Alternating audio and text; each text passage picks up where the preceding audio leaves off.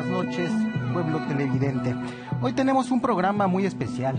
El día de ayer tuvo lugar la marcha más numerosa de mujeres que haya habido en la historia de México. Y el día de hoy las mujeres pararon. En la Ciudad de México, por lo menos, ha sido un acontecimiento bastante notorio. Aquí, en el set, tenemos una anormalidad. Si usted me ve más desaliñado que de costumbre, si estoy hablando más improvisadamente, todo ello se debe a que muchas de las personas que hacen las labores sustantivas aquí son mujeres, que hacen los guiones, que hacen la mala fe, que nos maquillan, que nos peinan, que procuran que nos veamos bien, que usted nos vea bien. El Canal 11 no podría ser el que es sin las mujeres. Sería otra cosa, de una calidad muy inferior. Ahora nos hacemos cargo de lo que nos toca a nosotros. No vamos a hablar de la marcha de ayer, ni vamos a hablar del movimiento feminista. Eso le compete solamente a las mujeres. Son ellas las que decidirán el rumbo de este potente feminismo de masas, que es una novedad histórica para todo el mundo, que tiene condiciones que no habían tenido las luchas en el pasado, que transformará por completo el rostro de nuestras sociedades. Nosotros tenemos que hablar de otra cosa, de lo que nos toca, de nuestro papel y nuestra responsabilidad en la dominación masculina que reclaman esas mujeres, de cómo todos los hombres, casi sin excepción, hemos sido cómplices de ese sistema patriarcal, violento, feminicida y violador. Y hemos sido cómplices porque nos hemos beneficiado de él sin denunciarlo sistemáticamente. Es un beneficio que es inevitable, que es pocas veces asumido. No sabemos que somos beneficiarios de ello. Y para hablar sobre cómo es que nos beneficiamos y cómo podríamos habitar el mundo de una manera diferente, vamos a contar aquí con la presencia de César Torres, de Mercurio Cadena y de Danger, que usted ya conoce. Por eso la primera pregunta que quiero hacerles es cómo es que nos beneficiamos de ese sistema que se ha dado en llamar patriarcado y que es inevitable. Supongo que todos ustedes tendrán ya muy concientizados cómo son privilegiados de ese sistema. Si te parece, empezamos contigo, Danger. Yo puedo hablar desde mi experiencia porque es lo que tengo más claro. Desde el movimiento cultural, artístico al que pertenezco, siempre hablamos de la escasez de mujeres, ¿no? Y los hombres tendemos a pensar o que no son tan buenas, porque no sobresalen, porque no hay muchas, o que no les interesa lo que hacemos nosotros. Pero cuestionando las cosas y escuchando a compañeras, me he dado cuenta que es claro que no hemos tenido las mismas oportunidades. Nosotros podíamos estar haciendo rimas, improvisando hasta altas horas de la noche en el parque. Ellas no las dejaban porque son mujeres. Nosotros podemos viajar a un concurso a la ciudad que está a 3 o 5 horas, nos juntamos y nos vamos y nos dejaban porque somos hombres, pero a ellas no, porque ¿dónde van a dormir? ¿Quién las va a cuidar? Etcétera. Entonces, la capacidad de foguearte, de crecer, de conocer, ha sido mucho mayor para nosotros como hombres que para ellas como mujeres, ¿no? Entonces hay que pensar cómo hacen, primero visibilizar eso y que lo entendamos todos, que es algo que no se ha hecho, ¿no? O sea, lo entiendo yo y un par de compañeros que lo hemos visto, intentamos comunicárselo a los demás, pero es un proceso difícil de entender porque estamos dentro de él, ¿no? Privilegiados, como decías tú. Un poco lo que pasa en otros ámbitos como el fútbol también. Se dice es que no son tan buenas jugando la pelota, no corren igual, pero está condicionado por una exclusión previa. ¿Tú qué nos puedes decir, Mercurio? Bueno, muchas gracias primero por tenerme por acá. Yo creo que podríamos hablar incluso de cuestiones un poquito más generales, ¿no? La gran ventaja de todo esto es que la masculinidad nos atraviesa y podemos hablar de ella desde esa experiencia. Pero luego creo que vale la pena también sistematizar y hablar un poco más en general para encontrar soluciones más estructurales, que al final nos enfrentamos a un tema muy amplio. Y ahí podría decirse que parte de los privilegios que tenemos como hombres deben explicarse a partir de lo que llaman la cuestión del cuerpo. Y eso abarca muchas cosas, ¿no? Pero en particular hay muchas teóricas que lo han sintetizado en al menos 2 puntos, que tienen que ver con el poder sexual y el poder reproductivo. son nociones muy claras que nos llevan de manera muy inmediata a esa clase de privilegios sistemáticos que sin embargo nos atraviesan de una manera muy individual. En particular, el poder sexual que lo masculino ejerce sobre los cuerpos femeninos es bastante claro en al menos dos dinámicas que son bastante cotidianas, que es la prostitución y la pornografía. En particular con respecto a la pornografía, hoy vemos una paradoja que además es innegable casi desde cualquier perspectiva, que es que es probablemente la época en la que la pornografía está más difundida, es más accesible, y sin embargo es probablemente la época más violenta en términos de contenido pornográfico, ¿no? Nunca en la historia se había visto un contenido tan violento contra las mujeres en una representación tan cotidiana y tan accesible. Ese tipo de pequeños detalles con los que se pueden teorizar, últimamente nos atraviesan en la cotidianidad. Claro. Todos probablemente hemos visto pornografía y todos de alguna manera hemos abrevado de las ideas y de la subjetividad, digamos, de las emociones, del deseo que produce ese medio masivo, sí, y que termina por determinar cómo nos relacionamos con todas las mujeres. Concentra estándares de belleza, le otorga una centralidad al placer masculino, en especial al pene y a la penetración y a la eyaculación como fin de la relación sexual. Ahí funde todo y desaparece la subjetividad femenina por completo. Claro, por supuesto, y además no solamente nos hace torpes en el acto sexual, ¿no? Y en el asunto del deseo y del cuidado que debe haber en esa interacción. También justo reproduce dinámicas de poder que últimamente terminan por permear no solamente la dinámica sexual, sino muchas otras. Festeja la insensibilidad en general. Así es. César, ¿cómo nos hemos beneficiado? ¿Tú qué reflexionarías al respecto? Bueno, también me sumo al agradecimiento. Gracias por la invitación. Estoy muy contento de estar aquí. Estoy particularmente emocionado de ver un día sin mujeres en el espacio público. Creo que eso nos tiene que hacer reflexionar a los hombres de qué manera nos hacen falta las compañeras y también de qué manera hemos ejercido violencia contra ellas y contra nosotros mismos. Yo voy a hablar desde dos perspectivas, una que es un poco más teórica de los estudios de género, que es mi área de especialidad, y otra más subjetiva que tiene que ver con mi vida cotidiana. Bueno, primero las feministas nos han recordado desde sus teorías que hay un modelo societal que utiliza el patriarcado o es un sistema patriarcal, como tú ya comentabas, Gibran, en donde la figura de un varón es la figura jerárquica y esta figura se construye en oposición con lo femenino. En ese sentido, hay una dimensión masculina en toda la sociedad que hace que los hombres tengan más beneficios que las mujeres. Si pensamos en términos más prácticos y más en la vida cotidiana, porque incluso muchos varones me han cuestionado en espacios académicos, bueno, ¿qué privilegios tenemos si, por ejemplo, nos matan más a los hombres que a las mujeres? Bueno, es verdad que la masculinidad tiene costos en nuestras vidas, pero hay privilegios muy, muy tangibles. Ya comentaban los compañeros algunos. Quisiera sumar, por ejemplo, la libertad sexual que tenemos, ¿no? Retomando un poco el comentario de Mercurio respecto a la pornografía, pero también en la vida cotidiana, si eres hombre por socialización, aún hayas vivido en la familia más hippie de México, más feminista de México, es verdad que sí tenemos más áreas de oportunidad en la sexualidad. O sea, incluso se nos incita a tener vida sexual activa.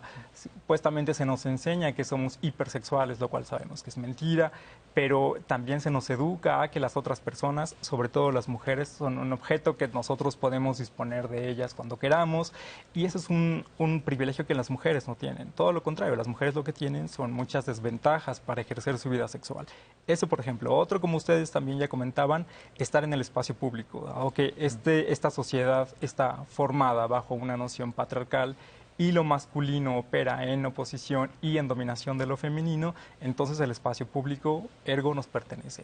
Y de manera literal, no solo de manera metafórica, ¿no? Es decir, los hombres no nos vamos a sentir inseguros en términos de acoso y hostigamiento sexual. En países como México es verdad que sí tememos que nos asalten o que nos secuestren, pero estoy seguro de que ninguno de nosotros, ni los televidentes que están del otro lado de la pantalla, piensa, por ejemplo, en qué prendas de ropa utilizar para no ser tocado sin consentimiento, ¿no? Ese es un privilegio que tenemos y las mujeres no lo tienen. Sí, la ocupación del espacio público, la mayor libertad, que decía Danger, mayor presencia en lugares de mando, ¿no? En todo el mundo, todavía, acceso a todas las formas de diversión disponibles, ser objeto de cuidados, sin ser cuidadores, y yo diría también gobernar nuestra intimidad en mayor medida, ¿no? Podemos decidir qué es lo que hacemos con nosotros, qué es lo que hacemos con nuestro deseo y cómo lo satisfacemos. Tenemos muchas menos limitaciones en ese caso. Ahora me gustaría preguntarles cómo se estructura, de qué supuestos, de qué costumbres, de qué pensamientos está hecho eso que hemos llamado patriarcado o la dominación masculina. ¿Cuáles son los mitos que constituyen este sistema de dominación? Ahí sí, quien quiera tomar la palabra primero. Yo, si me lo permiten. César Sí. es el especialista. Claro que Lo escuchamos. lo comentábamos antes de entrar al aire, que en algún sentido todos lo somos, ¿no? Que estamos subjetivados como varones y padecemos los estragos de intentar encarnar la masculinidad. Para las estudiosas y los estudios de las masculinidades hay una noción que a mí me parece muy interesante, que está pensada desde Antonio Gramsci y esta división entre hegemonía y subalternidad.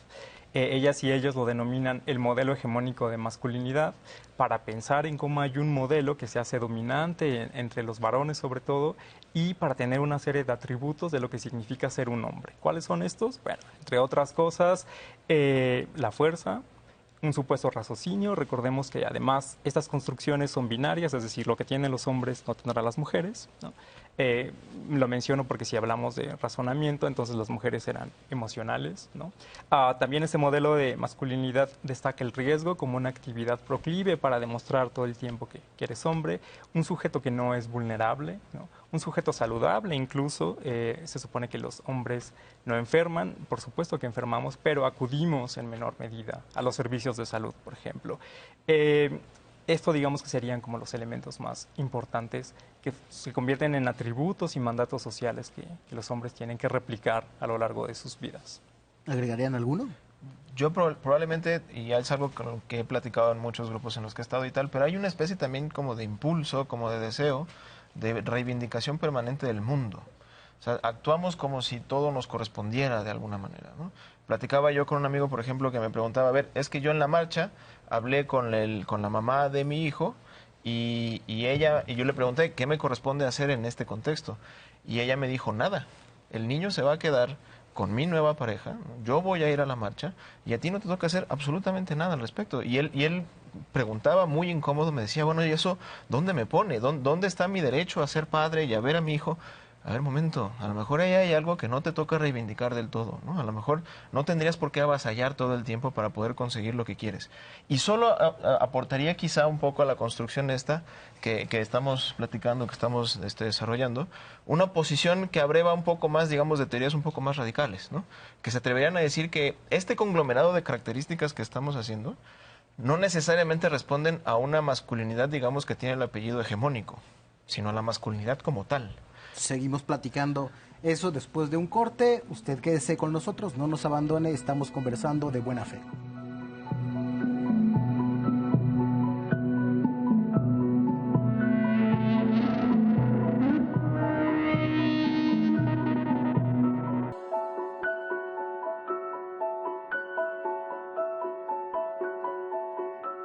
Muchas gracias por seguir con nosotros. Estamos hablando de masculinidad y de violencia aquí en De Buena Fe, hoy que no hay mujeres trabajando en el 11, no hay una sola mujer, esto no es lo mismo. Nosotros tenemos que reflexionar sobre la masculinidad en general, decía Mercurio, no sobre la masculinidad tóxica. Bueno, este es, digamos, un posicionamiento, ¿no? Con respecto a las masculinidades o a la masculinidad, que justo lo que defienden es que la diversificación de las masculinidades podría sonar o parecer muy parecido a quien planteara algo como la diversificación de la esclavitud, ¿no? O sea, la violencia es estructural a la masculinidad. Exactamente, le es inherente, ¿no? Si uno planteara la diversificación de la esclavitud, muy probablemente tendría otra cosa, ¿no? Tendría probablemente trabajo asalariado, que tiene su propia dinámica de opresión, pero es distinta a la dinámica de opresión de la esclavitud. Pero para nuestro público, que se podría estar preguntando, entonces tenemos que aspirar a no ser masculinos, a no ser hombres, dirán, o sea... Honestamente, yo considero que se puede ser un buen hombre o una buena persona, pero no las dos al mismo tiempo. Y entonces, ¿cuál es la alternativa? ¿El vacío? No. Justo platicábamos en el corte que las identidades se han construido mucho antes de que existiera el género como sistema cultural binario. Entonces, ¿qué hay después del género? ¿Qué hay después de la masculinidad? Pues me parece que una construcción de identidad mucho más rica, mucho más profunda, mucho más singular, ¿no? En la medida en que no nos constriñe en un binomio en el que tenemos que acatar una distribución de características que además, nada inocentemente, distribuye poder y opresión de un lado y del otro. Claro, y que está cruzada por otras formas de dominación. Así es. También, ¿no? Así es. El capital. Hablábamos antes del programa sobre lo importante que fueran dos barbones los que le hablaran a los demás hombres sobre los tipos de masculinidad, porque es utilizar un poco el estereotipo de la masculinidad hegemónica para hablar de otras maneras de ser hombres, ¿no? Claro. Desde ese punto, lo que yo puedo aportar, por ejemplo, a la conversación es que he estado en algunos círculos empíricos de hombres intentando cuestionarse esto de las masculinidades. Y entonces, primero, así, una frase que escuché, que no sé a quién le pertenece, es que una mujer feminista dijo que no sé quién descubrió el agua, pero sí sé que no fue un pez, ¿no? Que a mí me parece increíble para explicar cómo alguien que está dentro de este sistema no puede verlo, ¿no? No puede ver esos privilegios. Y hablábamos de, a ver, ¿qué es esto del patriarcado? ¿No? Pues nos dijeron así lo básico, que no podíamos llorar, que no teníamos que mostrar debilidades. Un amigo dice que yo siempre tengo que defender a las mujeres, ¿no? Que él se ha metido en muchos problemas por eso, ¿no? Siempre tengo que defender a la gente, no puedo enfermarme, esto que decíamos, ¿no? Todas estas formas, ¿no? Y si empezamos a cuestionarlas nosotros mismos, vemos que los otros hombres que nos rodean nos empiezan a atacar, ¿no? Porque somos blanditos, porque ya nos lavaron el coco las mujeres. Eso me parece tremendamente difícil, el entender que como hombre, cuando empiezas a cuestionarte, los otros hombres van a empezar a cuestionarse. Sí, una reacción violenta. No puedes sí, hablar claro. del falocentrismo o de la centralidad del coito, porque seguro que eres marica, ¿no? O exacto, algo así. O que la tienes chiquita, o que no, cualquier cosa de no encajar en ese estereotipo. Pero... Y perderás amigos, por cierto. Seguramente perderás amigos. Y perderás muchas otras cosas, César. Tú has explorado muchas de las consecuencias negativas que tiene esta dominación, no solo sobre millones de mujeres, que sin duda son las principales afectadas, sino también sobre los hombres mismos. ¿Nos puedes dar algunos ejemplos? Sí, por supuesto. Una de mis áreas de interés académico es la salud, otra es la sexualidad, y ambas me parece que se conectan y tenemos ahí en temas de masculinidad o masculinidades elementos muy interesantes. Quisiera mencionar, por ejemplo, en términos de mortalidad. Es verdad que en México y el resto de América Latina hay una sobremortalidad masculina. Y ahí sí dicen muchos colegas, bueno, pero entonces, ¿por qué las mujeres dicen que a ellas las matan? Porque los mecanismos de violencia son distintos y los mecanismos de exterminio de la vida también son distintos. Pero, por ejemplo, si nos vamos a datos duros, de acuerdo con datos del INEGI, en el 2018, la primera causa de muerte en hombres de los 15 hasta los 50 años en el país son las agresiones. ¿Con qué se relaciona esto? Directamente con un mandato de masculinidad, es decir, los hombres nos morimos por ser hombres. Entonces estamos ante un escenario muy catastrófico porque por encarnar cierto elemento hegemónico de la masculinidad, los hombres mataremos a las mujeres, también a nosotros mismos y a otros varones. De hecho, el suicidio es la cuarta causa de muerte en varones de 25 a 34 años. La segunda son accidentes de tránsito. Y la mayoría de los hombres que se suicidan en el mundo, no sé si estoy siendo irresponsable con esto, pero por lo menos en varios países, en México, en los casos de los que más se habla, son hombres jóvenes sí. que no cumplen con las expectativas del propio sistema patriarcal, ¿no?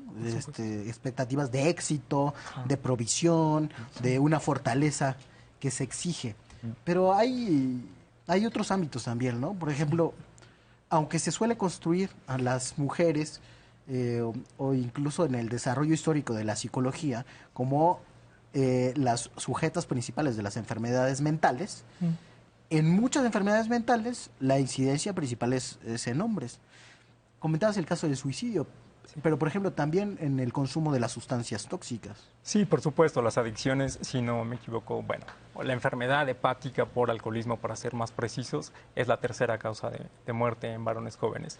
Es curioso lo que mencionas de salud mental, porque es verdad, históricamente hablando, las mujeres han sido más diagnosticadas, por ejemplo, con esquemas de depresión y ansiedad. Pero eso creo que tiene que ver justo con la conformación del sistema patriarcal. ¿Por qué? Porque las mujeres, al ser entonces caracterizadas como enfermas mentales son caracterizadas como pasionales, como si hubiese una emocionalidad exacerbada que se convierte patológica. Por supuesto que los hombres también nos deprimimos y también tenemos altas tasas de ansiedad. La gran diferencia es que no lo decimos y que no vamos al médico. Entonces no hay un tratamiento psicológico o psiquiátrico o de otro tipo de acompañamiento, y entonces al no existir deriva en la muerte inevitable del hombre. Esa sería la gran diferencia. Hay otras cosas además de eso, como el uso del Viagra, que se ha seguido extendiendo en los últimos años. ¿Dirían ustedes que es el patriarcado o la masculinidad que están en crisis, o son la misma cosa? No son la misma cosa, pero se alimentan, digamos. O sea, platicábamos de que el patriarcado es un concepto complicado, ¿no? Pero creo que complicado como es, y con los bordes difuminados como los tiene, como casi cualquier paradigma, es útil para decir ciertas cosas. Yo particularmente considero que la masculinidad es la subjetividad del patriarcado, ¿no? Es, digamos, el patriarcado es la estructura y digamos que tiene un producto que es la masculinidad. Así es. Digámoslo, digamos, siguiendo un poco a Guattari, la masculinidad es ese sistema de orientación, ¿no? Que es lo que él entiende por subjetividad. Es el sistema de orientación que le sirve al patriarcado para crear a su clase opresora, ¿no? Entonces, en la medida en que el patriarcado es una manera de hablar del sistema de dominación masculina sobre la familia primero y sobre las mujeres después en sociedad en general, la masculinidad vendría a ser esa subjetividad que constituye en conjunto a esa clase opresora que ejerce esa dominación. Es la forma en la que los hombres nos convertimos entonces en opresores. Es la forma en la que encarnamos al patriarcado, digamos.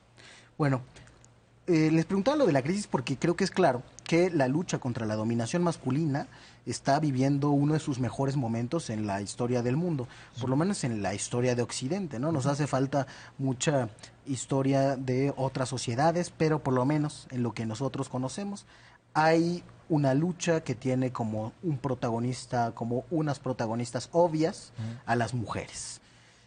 En este país, en otros hay síntomas de que hay algo moviéndose, el incremento de la violencia doméstica por el apoderamiento de las mujeres, la crisis de feminicidios en México que han tendido también a incrementar. Hay otras cosas que desde luego que conmoverían a cualquier ser humano decente. Pero nosotros no estamos invitados a participar de ese movimiento. Naturalmente, porque formamos parte de ese colectivo que oprime. ¿Qué nos tocaría hacer para contribuir a hacer un mundo mejor en ese sentido si no podemos asumirnos como feministas porque no somos mujeres y si no queremos invadir un espacio al que no nos llaman ni a cuidar a los hijos, en algunos casos como el de tu compa? ¿Qué nos toca hacer, Danger? Yo creo que primero es bien importante que esto está pasando porque las chicas lo impulsaron. O sea, el movimiento feminista, por lo menos a mí y a la gente que conozco, nos hizo empezar a cuestionarnos como hombres qué es lo que estaba pasando, de qué formábamos parte y qué estábamos haciendo mal y luego qué podíamos hacer, ¿no? Entonces, el primer paso que vimos, natural y orgánico, fue empezar a cuestionarnos y luego compartir esas dudas con otros y eso nos ha hecho como abrir los ojos a entender muchas cosas. Y me parece que eso es lo que tenemos que hacer. Y luego ya que nosotros estamos como deconstruyendo a ese macho interior que tenemos, o esa subjetividad del patriarcado, tenemos que también invitar, o por lo menos ser incómodos hacia otros hombres que no se están cuestionando, ¿no? Creo que esa es como la primera etapa que veo clara de qué es lo que tenemos que hacer. Aunque te quedes sin amigos. Sí, aunque te quedes sin amigos y sin seguidores, ¿no? ¿Qué tenemos que hacer, Mercurio? Yo siempre respondo estas cosas o intento responderlas desde un punto de vista más militante, ¿no? Entonces a mí me parece que lo que literalmente hay que hacer es traicionar al patriarcado. ¿Y cómo se ve eso en la vida práctica?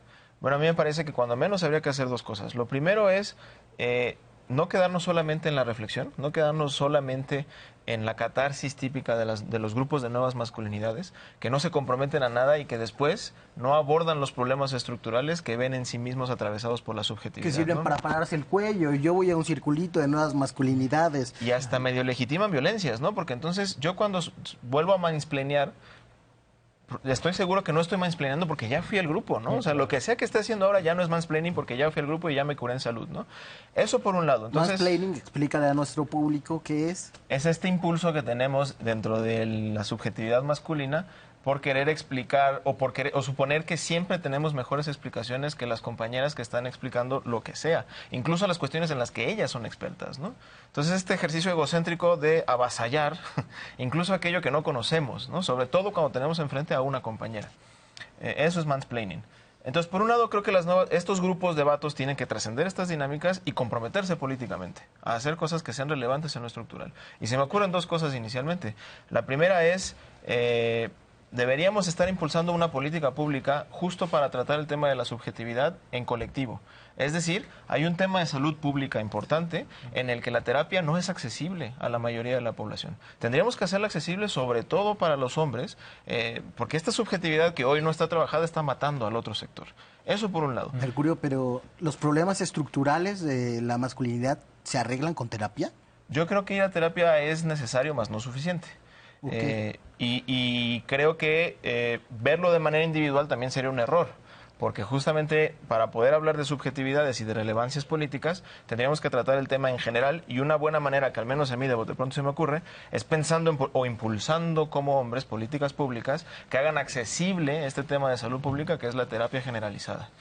Y por el otro, creo que tenemos que empezar a comprometernos con ser incómodos, ¿no? Si no estamos siendo incómodos, si de alguna manera lo que estamos diciendo o produciendo o defendiendo nos genera réditos, nos genera ganancias, probablemente algo estamos haciendo mal, ¿no? O sea, la lucha de la tradición del patriarcado tendría que ser una lucha en la que asumiéramos los costos propios de dejar de ser privilegiados, y eso se ve siendo incómodos de entrada. Habrá muchos otros costos, pero lo primero que tenemos que hacer es, en nuestros círculos cercanos, tenemos que romper el pacto patriarcal, ¿no?, que permite tantas dinámicas opresoras, y empezar a generar cuestionamientos donde normalmente no se dan. Y sin presumirlo, naturalmente. Sin presumirlo, por supuesto. Porque si no, lo único que está haciendo es refuncionalizar la lucha feminista para obtener prestigio. Fetichizarla, incluso volverla mercancía. Por eso a mí me parece un buen indicador si estamos obteniendo ventajas de lo que estamos haciendo en este tema, probablemente lo estamos haciendo mal. ¿Qué tenemos que hacer? Yo iría un poco más atrás, concuerdo totalmente con los compañeros, pero yo primero escucharía a las feministas. Así llamaría a que nosotros como hombres escuchemos lo que esta nueva ola del feminismo nos están diciendo. ¿Qué nos están diciendo las jóvenes? ¿Por qué están utilizando lo único que tienen en las manos, que son piedras y que son ganas de gritar, y la rabia?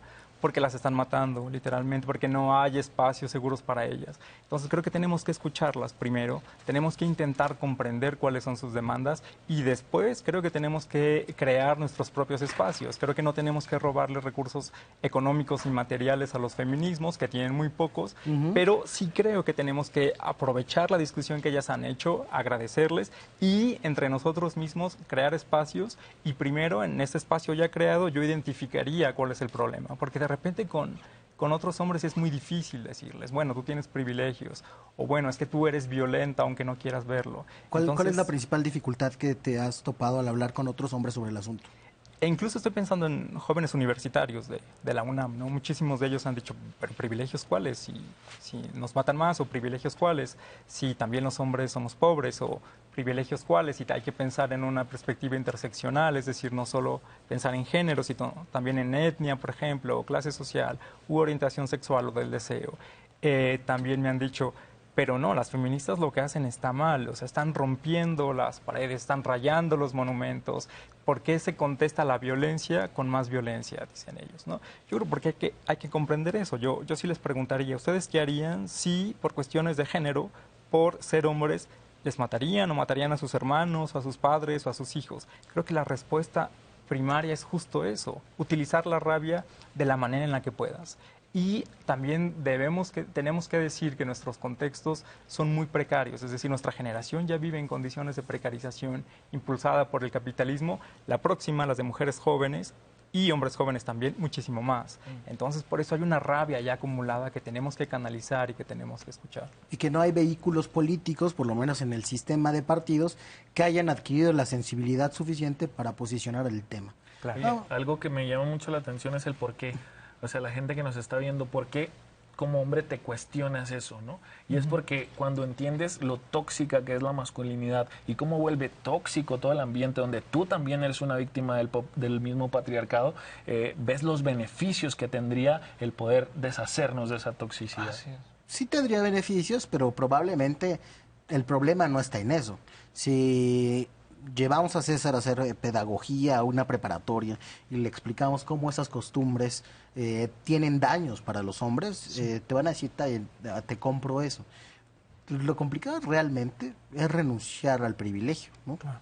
Y para eso, acaso, hace falta primero esa conciencia del privilegio que tenemos todos los hombres, incluso los más oprimidos, sobre las mujeres más oprimidas. Sí. Y lo segundo, una pedagogía pública del Sí, privilegio, que es lo más complicado y que probablemente sí tenemos que hacer entre nosotros, que es un cambio cultural, sin embargo, impostergable, porque luego cuando se habla de cambio cultural tendemos a pensar que, bueno, eso pasará en siglos, porque el Claro. patriarcado ha existido siempre, quién sabe qué.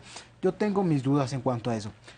Si les parece, vamos a ver algunas preguntas que tenemos en redes sociales, a ver qué nos comentan. Me las ponen en pantalla, por favor. Necesario y decisivo el trabajo feminista que varones están dispuestos a hacer. Es punta de lanza para el cambio en la masculinidad. Si los hombres no quieren escuchar a las mujeres, entonces que escuchen a los hombres correctos. La siguiente, por favor. Vamos a ir a un corte y regresamos con más preguntas. Ustedes no nos dejen.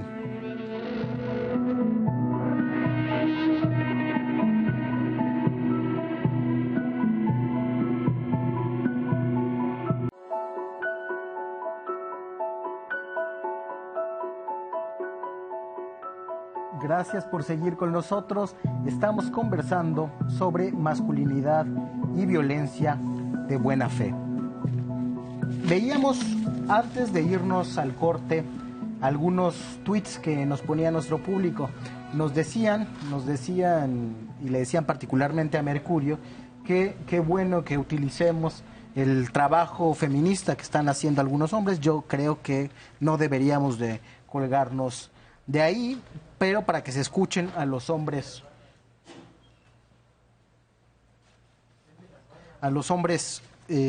correctos.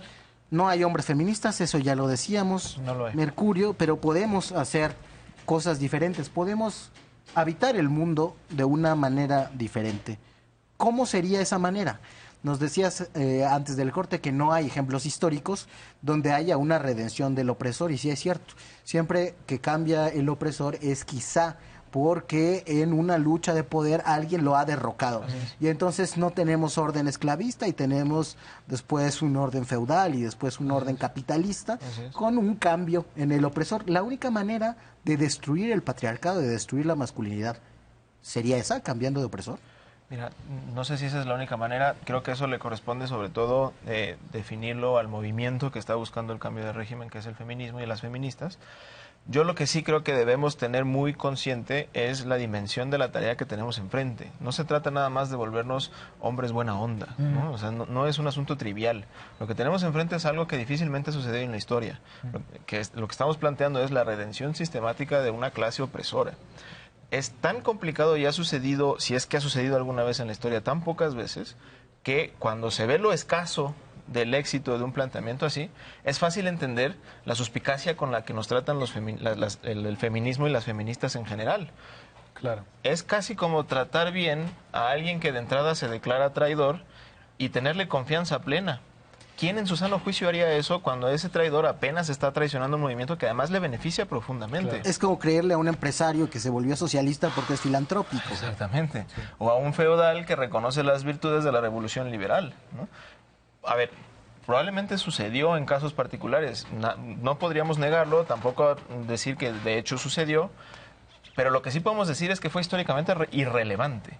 Lo que fue relevante en términos históricos fue una voluntad política organizada, vuelta, encarnada en un sujeto político, que de manera violenta cambió las cosas. Y eso también nos tiene que hacer cambiar la perspectiva que como hombres a veces tenemos de la violencia feminista. Hay violencias que liberan y hay que defender ciertas violencias, como en el caso de las violencias feministas. ¿Cómo sería esa forma diferente de habitar el mundo, Danger? Es que a mí, como estoy descubriendo esto y me cuestiono mucho por qué lo hacemos, ¿no? Yo creo que cuando entiendo que estoy en contra de las injusticias, y creo que todo es sentido común, que en realidad la mayoría de las personas estamos en contra de las injusticias, pero es que muchos hombres no vemos la injusticia que es en el sistema en el que vivimos. Entonces, a mí me importa mucho como esta plataforma de comunicación de intentar que más hombres lo entiendan o se cuestionen, por lo menos que empiecen a cuestionarse, porque cuando lo ves, de repente todo es mucho más claro. Ahora ya entendí cómo es, ¿no? ¿Qué hacemos? ¿De qué se trata? Y creo que ahí estamos teniendo un problema en pasar a lo concreto. Como yo les decía, les preguntaba primero qué hagamos, ¿no? Y decía Mercurio, traicionemos al patriarcado. Sí, pero ¿cómo? O sea, ¿cómo se hace eso? Habitemos el mundo de una manera diferente, sí, sin reivindicar esos valores y eso. Pero si tuvieran que hacer un manual de comportamiento, ¿qué le pondrían, César? Yo creo que la pregunta es muy difícil y tiene un poco de trampa si la pensamos en el tipo de sujetos al que queremos llegar. O sea, es verdad que aquí sí hay sujetos privilegiados en esta mesa de diálogo, que al menos tuvimos acceso a la educación pública. Esa no es la mayoría del país. La mayoría de los hombres no llegan a la universidad en un país como México tan desigual. En ese sentido, yo creo que no nos serviría mucho hacer un manual porque ¿qué tipo de población lo va a leer? Nos vamos a reproducir entre nosotros y creo que olvidaríamos mecanismos de reproducción social justo al respecto. Creo que lo que hay que pensar es un reto mayor, pero no tengo una respuesta tampoco, porque lo que hay que hacer es un cambio cultural, pero cambiar la cultura no se hace en un día. O sea, los feminismos, por ejemplo, emergieron en el siglo XVII. Vean cuánto tiempo llevan intentando hacer cambios, que por supuesto que hay cambios materiales, por ejemplo, que las mujeres vayan a las universidades, que las mujeres voten, que las mujeres puedan pensar en su placer sexual y corporal. En términos de masculinidad, hay que pensar en ese tipo de acciones, pero estar muy conscientes de que son acciones que van a llevar muchísimo tiempo y sobre todo yo sí pensaría, hay que analizar cómo acercarnos a los varones de clases muy precarias. Creo que eso sería importantísimo. ¿Que son más machos los más pobres? No que sean más machos, que el contexto de masculinidad que ellos han vivido ha sido más opresor porque no han tenido muchísimos mecanismos para pensar qué es la masculinidad siquiera, ¿no? Yo me pregunto, ¿quién que está viendo la televisión va a pensar en qué es la masculinidad? ¿A quién le va a hacer sentido lo que nosotros estamos diciendo? Creo que es muy difícil. Si hay una barrera de clase social importantísima porque eso se relaciona con condiciones materiales de existencia. Entonces hay que pensar en alternativas más culturales. El programa es una de ellas, porque es la televisión un medio masivo que llega a más población y entonces creo que hay que buscar espacios así. Mercurio, haz de cuenta que llegamos a alguien que dice, sí es cierto, la estoy regando en esto, estoy siendo violento, tengo privilegios, ya, pasamos eso. Pero quiere tareas concretas, ¿qué tiene que hacer? Mira, pues por eso la importancia también de constituir grupos de varones que puedan platicar estas cosas. Primero, yo creo que incluso podríamos empezar a utilizar modelos que ya existen. Por ejemplo, Alcohólicos Anónimos, ¿no? Es un problema muy complejo, con muchas aristas, pero últimamente te garantiza tener un espacio físico y sobre todo social en donde puedes ir y platicar del tema, ¿no? Y compartir experiencias y saber por dónde le ha hecho gente que ha tenido un problema parecido al tuyo. Entonces, de manera muy concreta, podríamos organizarnos en células, en donde no solamente vayamos a generar catarsis, sino grupos que tienen además una agenda muy concreta de acciones muy específicas que puede cualquier persona ir emprendiendo hasta en pasos, que es algo como de hecho funciona, por ejemplo, Alcohólicos Anónimos. Tiene pasos muy concretos, algunos más abstractos que otros, pero van, digamos, en escala de complejidad, empezando con algo muy sencillo que es, pues no tomes alcohol, ¿no? Y le funciona a mucha gente. Entonces creo que podríamos empezar por ahí. Y en términos, creo que un poco más abstractos, pero no del todo faltos de concretitud, creo que sí deberíamos armar esfuerzos colectivos y militantes por impulsar este asunto que platicábamos hace rato de la salud mental para hacer de la terapia algo más accesible. Porque justo una de las broncas de estos bloqueos de clase que vivimos todas y todos tiene que ver con el acceso a servicios de salud. Hoy mucha gente ni siquiera considera a la terapia o a la psicología como un servicio de salud. Entonces creo que también podríamos empezar por ahí. Y finalmente creo que hay acciones muy concretas que podríamos empezar a recomendar. Durante los próximos 15 días, por ejemplo, pongan mucha atención en cuando interrumpen mujeres, por ejemplo, y deténganse. O sea, cuestiones tan sencillas como respirar antes de actuar. Vean en su dinámica cotidiana cuántas veces sienten este impulso, este deseo por avasallar, por interrumpir, e impídanselo. Y dentro de 15 días reflexionen acerca de qué dificultades tuvieron que atravesar personalmente para poder hacer eso. organizar esos esfuerzos para poder transformar de manera colectiva subjetividades, creo que es algo bastante concreto que sí podemos emprender. Vamos a ver ahora sí lo que traían algunos comentarios en redes. Ya habíamos leído uno, el trabajo feminista que varones están dispuestos a hacer. Es otro trabajo, en realidad es un trabajo, decía Mercurio, de traición al patriarcado. ¿Me dan el siguiente, por favor? ¿Por qué el hombre rechaza lo femenino de sí mismo? Porque me enseñaron, ¿no? A mí me enseñaron en el barrio que tengo que ser malo y violento, imponerme y ganarme el respeto y todo eso, entonces lo femenino no cabe ahí. Yo también incluso diría que nos han impuesto que lo femenino es cierta cosa y lo masculino es otra. Claro. Yo incluso diría, ¿por qué estas características que tradicionalmente llamamos femeninas tendrían que ser monopolio del sector oprimido? La bondad, el cuidado, esas bien podrían ser virtudes y valores de personas dignas, ¿no? Entonces, perfectamente podríamos construir una identidad a partir de esos valores que nos hacen clic. Claro. ¿Por qué, César? De acuerdo, pero en términos de la vida cotidiana y en términos de conformación de identidad, es verdad que la conformamos a partir de dos elementos y de muchos otros, pero al menos de dos. Uno, con qué te identificas, como dice la etimología de la palabra, pero también con qué o de quién te diferencias. Y en ese sentido, lo masculino emerge porque emerge en oposición a lo femenino. Entonces creo que la pregunta de la compañera en Twitter es muy interesante y es una invitación muy buena. Sí, la crianza que se realiza, digamos, de alguna manera en oposición a lo maternal. Exacto. ¿No? La siguiente pregunta o comentario, por favor. Si el capitalismo se fundó sobre la sociedad patriarcal, cuando hablamos de transformación radical, ¿debemos replantearnos el modelo político, económico y social por completo? ¿Alguien quiere contestar esta? Sí. A ver, yo creo que hay una manera muy sencilla de hablar como de dos posturas, ¿no? Normalmente las posturas más liberales se preguntan cómo ampliar la agenda de los sujetos, cómo ampliar la cantidad de derechos en los sistemas que ya existen. Las posturas más radicales se plantean de suyo la justicia de los sistemas en los que estamos viviendo. Yo sí creo que vale la pena plantearse la legitimidad del sistema en sí mismo. ¿Me dan la siguiente, por favor? ¿Y cómo no gritar de rabia y rayar paredes si las acosan desde los 6 años? Es brutal lo que ellas reciben de los hombres. Yo concuerdo totalmente. Claro. Sí, y además recordemos que este tipo de agresiones suceden en el hogar principalmente. O sea, hay agresores que son los tíos, los primos, incluso los padres. Es una situación catastrófica que tenemos que hablar de ella. Y además es un dolor que se está verbalizando apenas. Por supuesto. Acoso sexual es un neologismo. En México no existía, bueno, no existía en el mundo el término hasta hace muy poco. Pero uno habla pues con su madre, con su abuela, y los mismos tocamientos y exhibiciones y todo eso tienen mucho tiempo pasando. Sí. ¿Tenemos otra pregunta, otro comentario? El género no es una clase. Esa es justo la división proveniente de la burguesía. Supongo que te están corrigiendo, Mercurio. Probablemente hay una sección importante de la izquierda que justo problematizaría con el hecho de pensar las dinámicas de género en dinámicas de clase, ¿no? En explicaciones de clase. Y es una discusión que tenemos que tener en las izquierdas, por cierto. Yo sí considero que la masculinidad y la feminidad constituyen clases sociales muy a la usanza de la burguesía y el proletariado, que distribuyen prebendas sociales, privilegios y costos sociales sobre todo, de una manera deliberada para beneficiar a un lado y al otro. Yo agregaría, además, ciertas feministas marxistas sí han pensado al género como clase, es decir, como grupo de personas con los mismos intereses. Entonces, depende de la perspectiva teórica. Claro, ciertas otras dirían que hay que articular primero a la clase social Por supuesto. y después al género. Y tenemos uno último. ¿Se puede hacer un cambio de masculinidad de un día para otro? No. ¿De qué manera sería un cambio de masculinidad paulatino? Saludos, Víctor Hugo. Mira, más que hablar de... A ver, de entrada, la respuesta a la primera pregunta es no se puede hacer de manera abrupta.